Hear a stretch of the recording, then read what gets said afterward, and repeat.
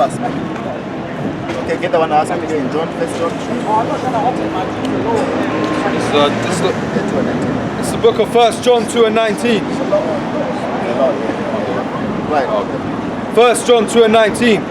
They went out from us, but they were not of us. Yeah, they went out from us because they were not of us. Not of whom? In the election. You see, go ahead.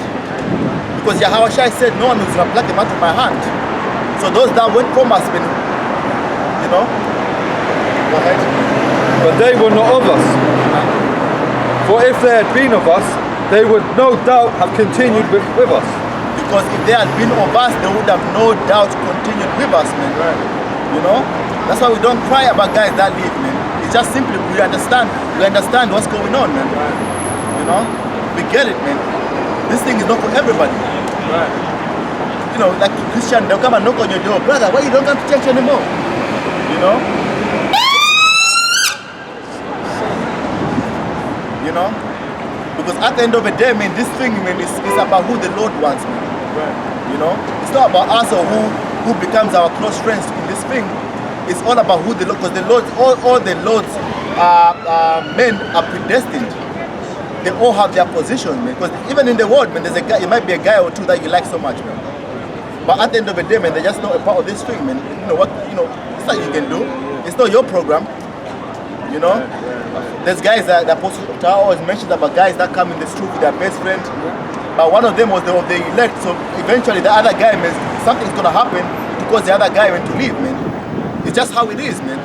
Just like when I was with the GOCC, there was one guy who I was quite close with. And then when I left that madness, I was like kind of begging him to come to the GMS camp. I was like, come to the GMS camp, come to the GMS camp. But it just wasn't, you know, of the Lord's will for him to come. It wasn't for him, man. You know, it wasn't for him.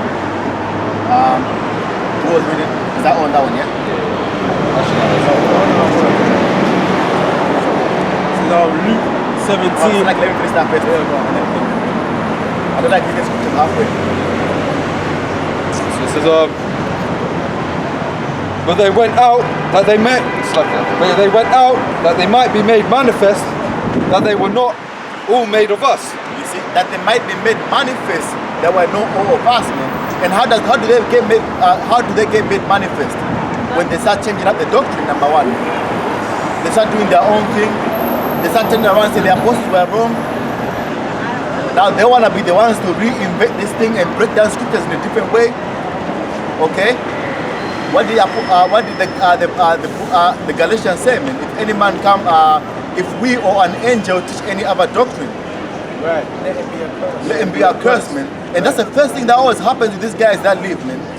The first thing they start examining the scriptures, especially the ones that get a big following afterwards, man. There's something about leaving GMS and then your followers just skyrocket, man. You go from 500 subscribers, man, to 6,000, 7,000 subscribers, man. As soon as you remove that GMS off your channel, you know? All of a sudden the world loves you. Yeah. The world speaks well of you. Yeah, you know? All of a sudden, man. You got a precept? This is 2 Timothy 3 and 13.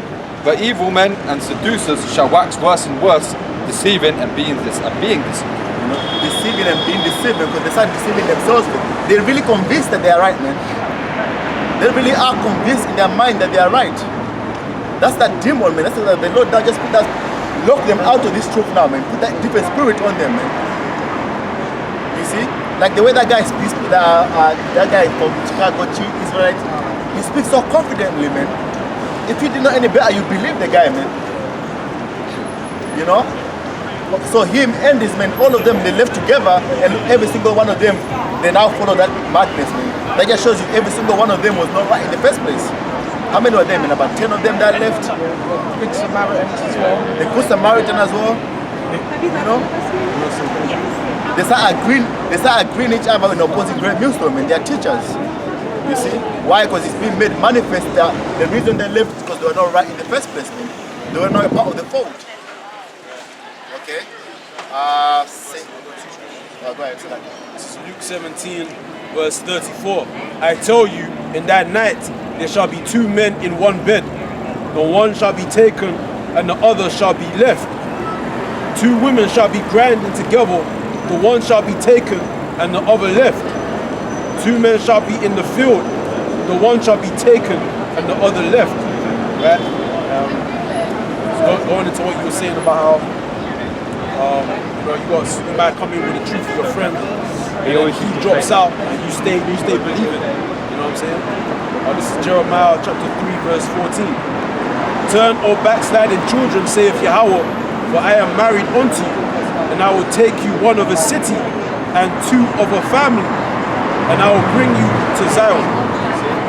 I will take one of the city and 2 of the family, man. The Lord is showing you it's not everybody's gonna take, man. You see? That's why, like, even me, I always tell the story about when I first came in. It was me, my best friend, and his woman would sit down together, we watch the Hebrew Israelite videos. But at one point, man, that made the statement that the Africans are not a part of this thing. And I was like, damn, we were both like, damn, but they just switched it off, and that's it, man. They stopped watching the videos, but I continued, man. You see, I continued, man, because somehow, even though they made that statement, something kept me going back, man. You see, until eventually, man, like the Lord gave me understanding of, you know, the Israelites and the Israelite foreigners. Because I remember looking at the sign and go, damn, I'm not from none of those places, man. You know? So afterwards, I like, you kind of like, okay, you know what? I believe they're the Israelites. I believe the Bible is for them, and I believe, you know, I was ready. I accepted it. But there's a reason why I accepted it, man. You see? Yeah, and even for me, it was like I kept watching videos of the apostles saying the so-called white man's going into slavery. And I just still kept coming back and watching the videos. Like me, because my dad, he's from Nigerian descent. And they always said that the Nigerians are Hamites. At first, didn't it? And so I thought I was condemned. You know, but I just kept on going out there teaching. And then after a while, it got confirmed that the Nigerians are Israelites. And I was like, yeah, it makes sense. That's what happened, because eventually, man, like, Spirit kept on bringing me back until I got the understanding, man. And then one day, man, like, it was like a whole, I used to go, it was a whole bunch of videos in the one go, and I understood, and then like, I understood now, man. I understood why I kept on going back, and why, regardless of how much they said where I'm from, we're gonna go into slavery, I understood why I believed it anyway, man. I was ready. I said to myself, yeah, man, I'd rather save the real Israelites than these devils here, man. You see, but there was a reason for it, man. What you say? I said, because I accepted in my mind that I'd rather save the real Israelites than these devils. You see? But there's a reason why, you know, even in my mind, you know, I'd said that, man. And then eventually, when the Lord gave me understanding. You know? Listen, so Job 19 verse 17. My breath is strange to my wife, though I entreated for the children's sake of mine own body. Right? Yea, young children despised me. I arose and they spake against me. All my inward friends abhorred me, and they whom I loved are turned against me. Right. So when you enter this thing, you're gonna find out that all the people closest to you gonna wind up hating you. You're gonna find yourself secluded by yourself. Okay, all the people that your best friends who you hang out with and everything, they're gonna look at you sideways, man. You're gonna find yourself by yourself. Okay? It's this thing, man. You know, you're always hanging out with your guys and stuff. When you're about this thing, you start seeing that the things that they're doing is almost like abomination, man. You find yourself in a situation whereas, you know, you want to separate yourself from them. Okay? That's what will happen. You find joining yourself onto people who are like-minded like yourself. You feel what I'm saying? Alright? Well, that's what happens. Let me just read that part again. It says, my breath is strange to my wife. Because your wife is off the world, man. Most likely.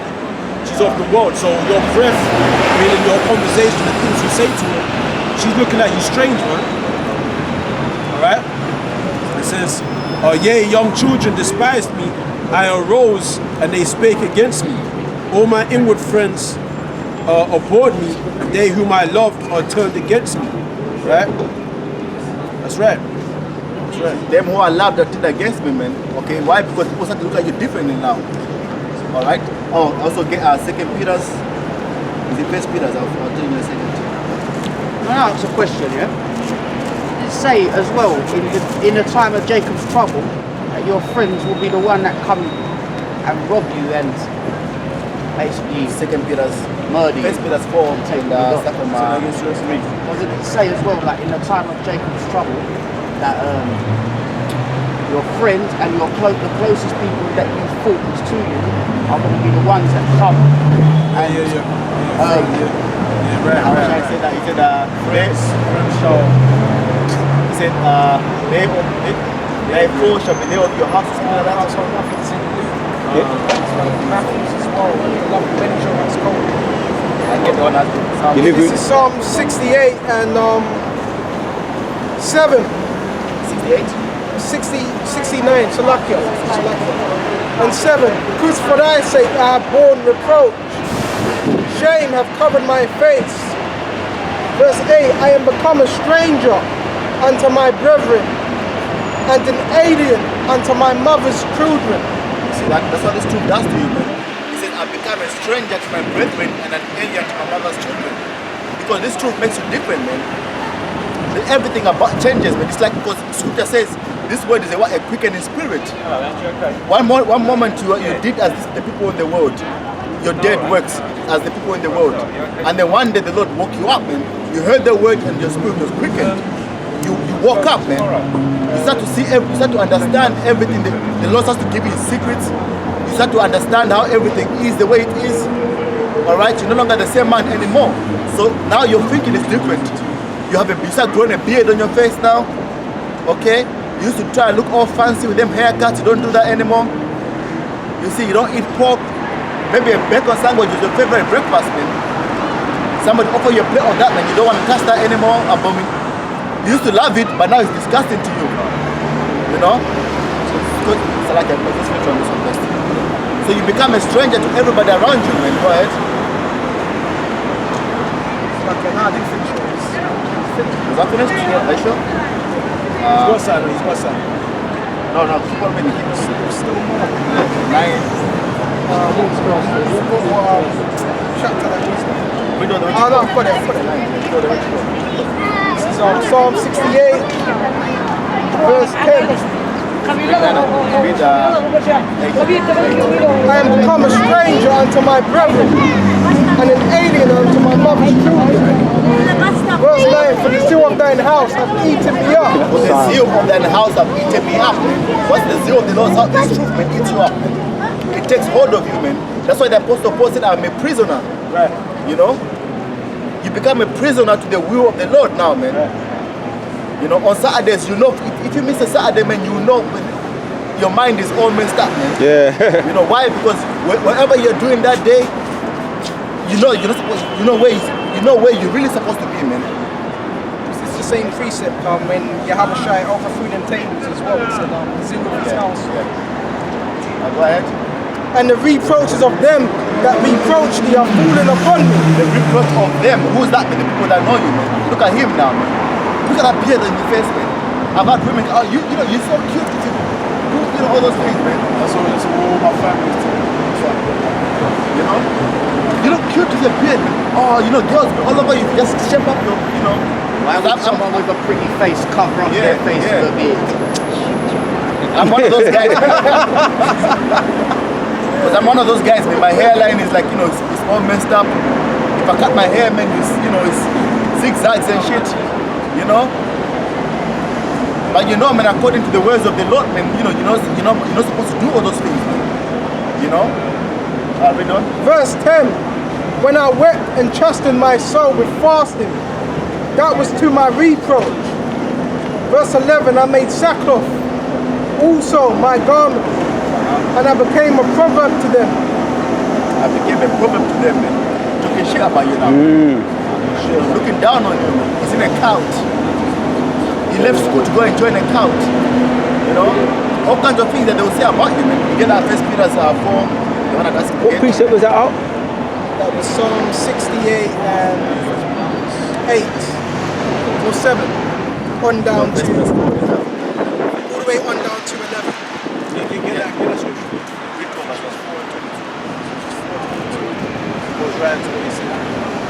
Another precept, Ephesians 4 and 22. Reggie put off concerning the former conversation, the old man, which is corrupt according to the deceitful lust, Verse 23, and be renewed in the spirit of your mind. You see, like you put off concerning the former conversation, the old man. That guy that you were in the world, you put that off now. And now you come and the renewing of your mind now. Now you come. Okay, that's fine.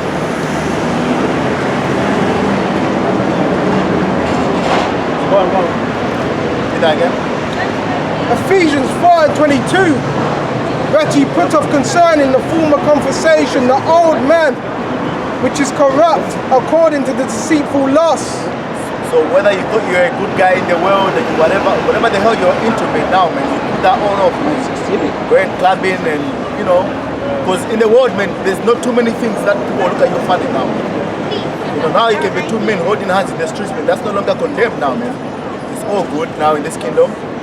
Okay? What happened? Okay. Now, you know, as you know, you can go behind your boy's back and lay with his women. As long as he doesn't find out, it's all good now. And even if he finds out, man, you know, there's nothing else you can do. He can't take revenge on you. He's the one that's gonna get punished and fucked up now in this kingdom. Okay, so all that way of thinking, man, the foods that you eat, okay, you know now, man, all these things that everywhere you go, man, you want a little breakfast to eat, man, it's nothing but pork, man. You know? Everywhere now, man. You know? Now you understand that all those things were off, man, according to the scriptures, man. But the renewing of your mind. Go ahead. Verse 23, and be renewed in the spirit of your mind. Verse 24, and that ye put on the new man, which after the Most High is created in righteousness and true holiness. That you put on the new man after the Most High is created in righteousness. Alright? Yeah, verse 25. Wherefore, put away lying, speak every man truth with his neighbor, for we are members one of another. Verse 26, be ye angry and sin not, let not the sun go down upon your wrath. That's all examples of the things that you once did, you know, in the world, man, now, man. Lying, stealing, okay, all kinds of abominations. Can I ask you something? A question on that? Yeah, about stealing and that, yeah? How about if you're starving hungry and you ain't got no money and you've got no means of getting no food? Get that one? Should a man, should men despise a man that fills his belly when he's hungry? Yeah, I remember I was talking for that scripture. But it's spoke about concerning like a man concerning a man that steals because he's starving. Like you've not ate for a day or two or whatever. Yeah.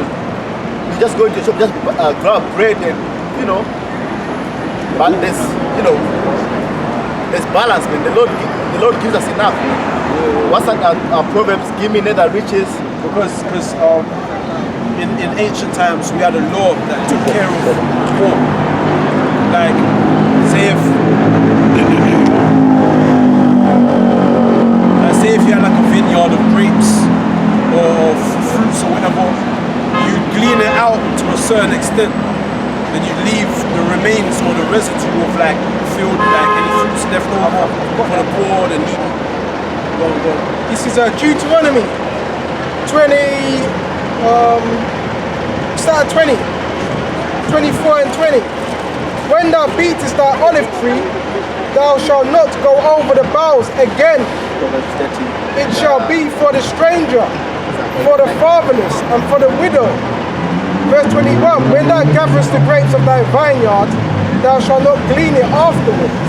It shall be for the stranger, for the fatherless, and for the widow. I'll read that again. Verse 20, when thou beatest thy olive tree, thou shalt not go over the boughs again. Right. It shall be for the stranger, for the fatherless, and for the widow. Right. So any olives that are left, if you beat it, everything that comes down, that's for you. You don't do it again. Because whatever's left, that's for the fatherless, that's for the needy. You know what I'm saying? So people, there was hardly any crime. There was no crime. That's how you reduce crime. You know what I'm saying? But if you're creating a system where the cause is being left out there, what are they gonna do? They're gonna resort to crime. They're gonna resort. When you put like when you create a system that puts people on minimum wage, they got families to feed, mouths to feed. Crime is gonna be there, man. They're always gonna commit crime. You're creating criminals. You're making people into criminals. You're making a criminal-minded people, man. And they're thinking of ways how to feed themselves, how to feed their families. Are you an unrighteous man if you steal if you're starving? You know what I'm saying? Like I said, the ancient Israel took care of them. So there'll be no need for thieves. Even homeless people would. But it says, be not over righteous, over much. Why should that destroy thyself? Right. You know? Because that's why get down. So like, It's the book of Ecclesiastes 7 and 16. now get Proverbs first. Oh, okay, so lucky. Yeah, so this is the book of Proverbs 30 and 8. Remove far from me vanity and lies. Give me neither poverty nor riches. Feed me Give me neither poverty or riches, because this is a prayer to the Lord, man. Okay, to give you sufficiency. You don't want, because really, man, it's rare that I've seen brothers in the truth get put in that position, man, where that because also you have the brotherhood. Because once in the circle, the brothers help you out a little bit, man, to a certain degree. You see, but go ahead, let's pray to the Lord, man. It says, feed me with food convenient for me. Feed me with food convenient for me, right? Lest I be full and deny thee, and say, who is the Lord? Yeah. Or lest I be poor and steal and take the name of the Lord in vain. You see? So, the Lord gives you enough. You want enough from the Lord, man. Just cover your bills, your daily. In the Lord's Prayer, you go, what, man? Give us this day our daily bread. Give us this day our daily bread. Yeah, last one for that. If you're being deprived of your daily bread, then that's almost like people becoming a blood sugar. Scriptures call that blood sugar. So I think it's a strong. If you deprive a man of his pay, if you deprive a man of his pay, you're a blood sugar. Roughly paraphrasing. This is a precept here. Ecclesiastes chapter 5 verse 8. If thou seest the oppression of the poor and violent perverting of judgment and justice in a province, marvel not at the matter. For he that is higher than the highest regardeth, and there be higher than they. Read that again, it says, if thou seest the oppression of the poor. So poor people, they're being oppressed. That's a wicked thing. That's a perverting. It says, and violent perverting of judgment and justice in the province, marvel not at the mouth. So that's a wicked thing to not take care of the poor. The poor is meant to be taken care of. Okay? Because if you don't take care of them, they're gonna commit crime to feed themselves and their families, man. That's the natural balance of life, man. You know what I'm saying? In this place, there's always a way, man. Like you see all these homeless people, they don't go hungry. The reason why they're on the streets begging, it's not because people feed them. People give them things because if there's one thing that they get more than money is food, man. I've seen one guy refuse food from one woman. He said it, man. It's not the food we want, man. Because for them, it's just because they need cash for the drugs. Man. Yeah. Okay. That's why a lot of them are on the streets, but they don't go hungry, man. They're constantly being given food, man. Right. Somebody calls and listen, I can take you to that shop there and buy you a hot meal. Yeah, they say, no, just give me the money. Yeah, he just wants the money. So a lot of these people that are poor and who are homeless, whatever, a lot of them is not the food because they get fed all the time, man. I'm talking about myself. Before I got this job that I've got, I had to go to a food bank. There's food banks. You know what I'm saying? The Lord gives you what you can bear, innit? Yeah. You know what I'm saying? But I'm just asking. It happens, man. It happens. There's brothers that have been homeless and stuff, sleeping on this brother, man. They have to sleep on the street one day, man. Sometimes the Lord puts us through that fire, man. For example, the testimony, there was one of my old jobs that I was at. It's a very physical job, right? And I was skint, I was broke, there was no food in my house. And then so I prayed to the Lord. One of my colleagues one day brought me lunch. So sometimes the spirit of the Lord will put the spirit of someone to buy you lunch or sort you out, basically. Yeah. I got a testimony as well.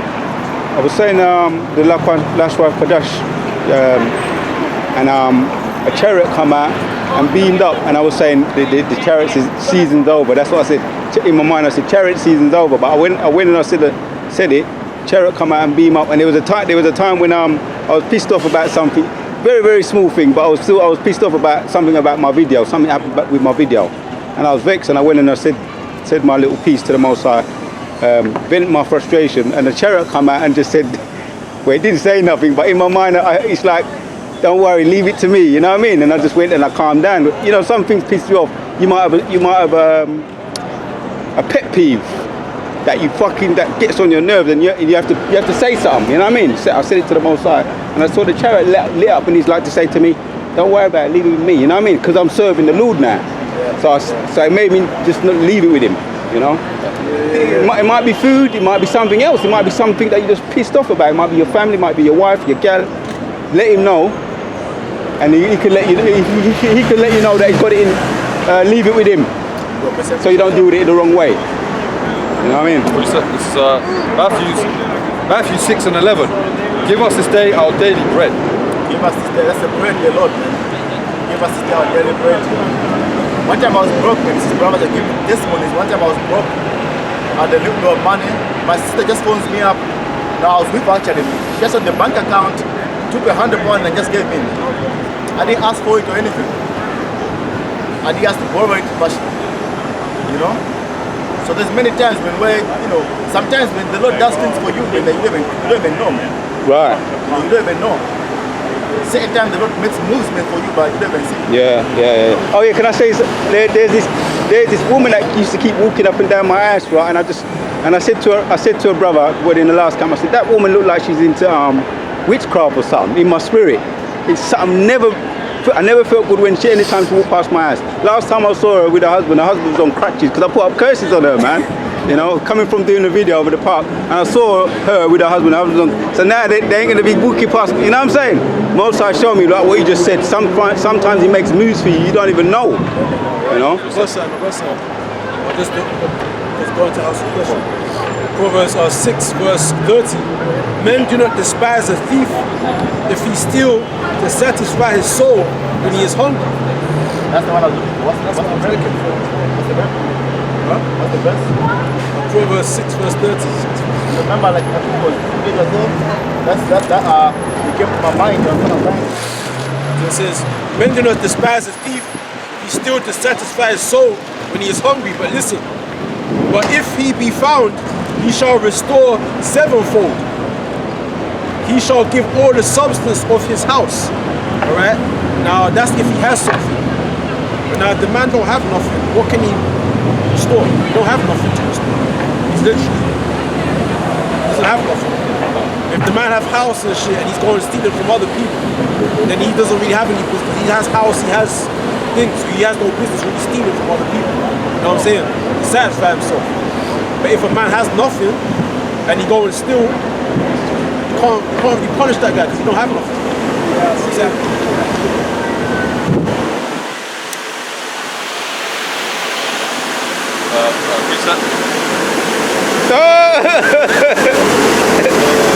The most I got it, made it get away.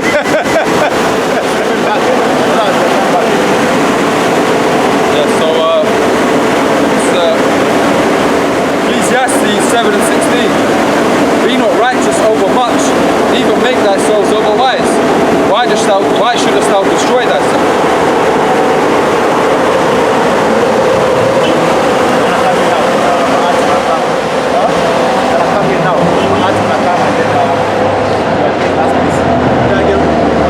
Ecclesiastes 7 and 16. Be not righteous over much, neither make thyself over wise. Why shouldest thou destroy thyself? Don't be overly righteous, man. You know what I'm saying? Don't be overly righteous, man. Because right now, we're in the flesh, man. And you can only be righteous so far. You can only be righteous so far. You can't just be sitting in a fucking house, meditating.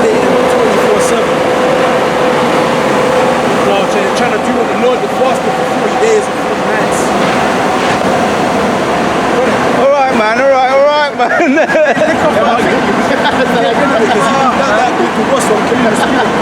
Can't.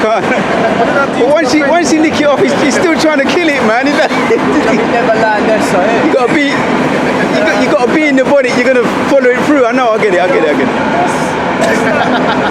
don't really kill them still, you know. But I don't really kill them, man. That's why I might be one of the northern. That's why I think I might be a northern tribe, because they don't believe in killing like insects and all that, you know. But anyway, Salakia, back on Salakia.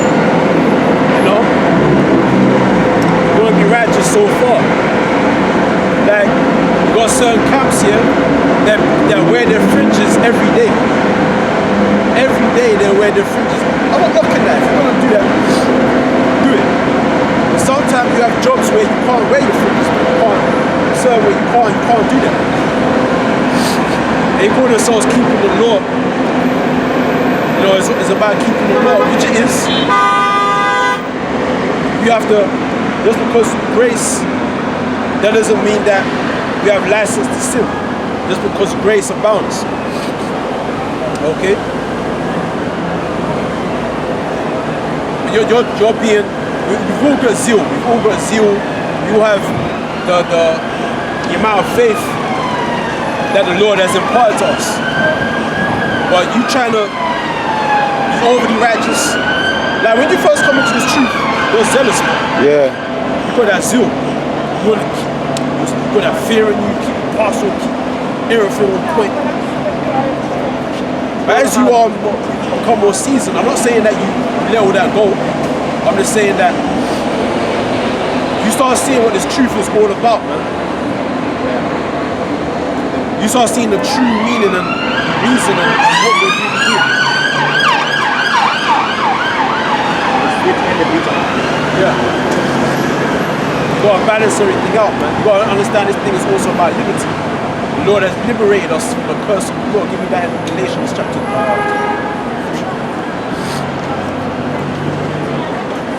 Yeah, I respect that, yeah.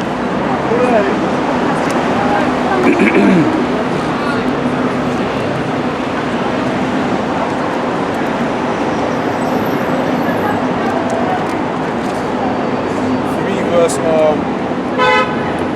13. 3 verse 13.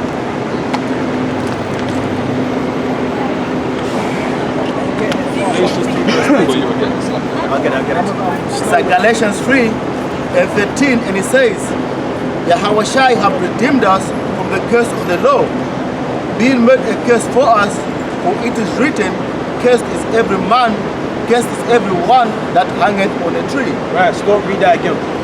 It says, Galatians 3 and 13, and it says, Yahushua has redeemed us from the curse of the law, being made a curse for us, for it is written, cursed is everyone that hangeth on a tree. Right, the first part he just said that Yahushua redeemed us from the curse of the law. But the law, right, you have to understand that what we entered into during the time of Moses was a curse, man, an oath. We're like a cursed people in that sense. Like we're people that's sworn under an oath to keep the law, all right? To keep the laws and commandments and statutes, all right? So we attain the blessing. But if we don't, if we refuse to keep those statutes, then all the cursings, okay, will come upon us. So before Yahushua, we were underneath that curse, so to speak, that general curse, man, of the law. You know, if we found breaking the law, you know, the Lord would turn his face from us, and the Lord would scatter us, and